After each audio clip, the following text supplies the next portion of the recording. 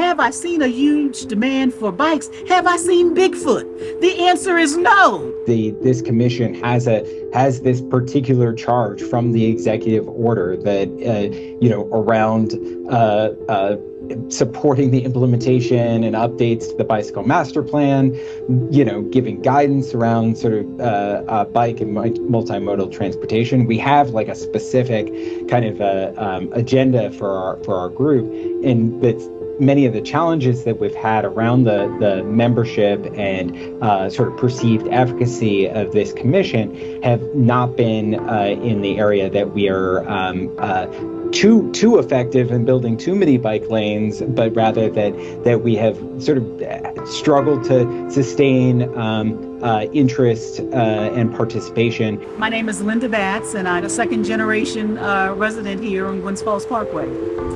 First question says, over the past few years, what have you all perceived the purpose of the MBAC to be? And the follow-up question to that is, what suggestion do you have to maintain the alignment of the purpose with the needs of the community?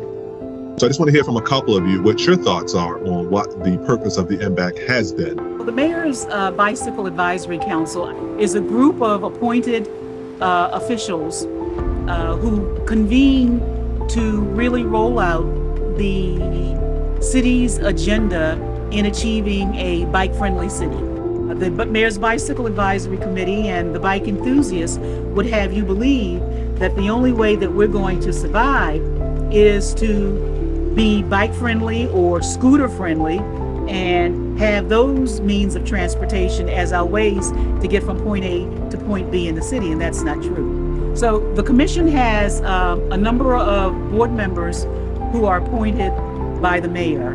Some of them sit there by virtue of the positions that they hold, like Department of Transportation and Department of Planning. Bike More is an advocate that is championing the whole connectivity of the trails to the inner city infrastructure to get to certain destinations throughout the city.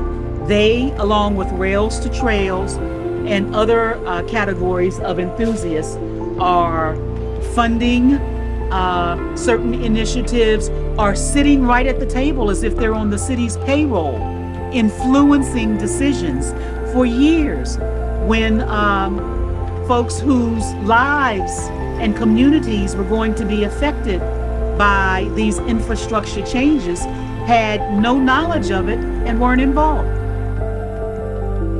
So in some instances, there's a reduction of street parking for legacy residents in their communities.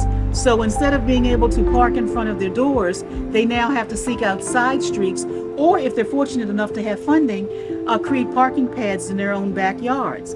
Another impact is the reduction of lanes from 2 and 3 lanes down to 1 and 2 lanes to create an infrastructure for bicyclists who seem to have been given a preferential courtesy to be able to bypass having to get license tags for their bikes, pay insurance, and other kinds of taxes that are levied upon folks who own cars.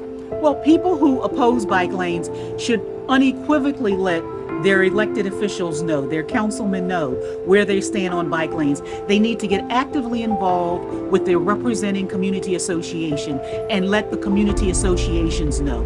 They can be as forward as having a sign that says no bike lanes, or they can be more discreet just in terms of letting their community association representatives know that they don't support it. They can sign the petition that Lawrence Bell has online asking for a moratorium on bike lanes.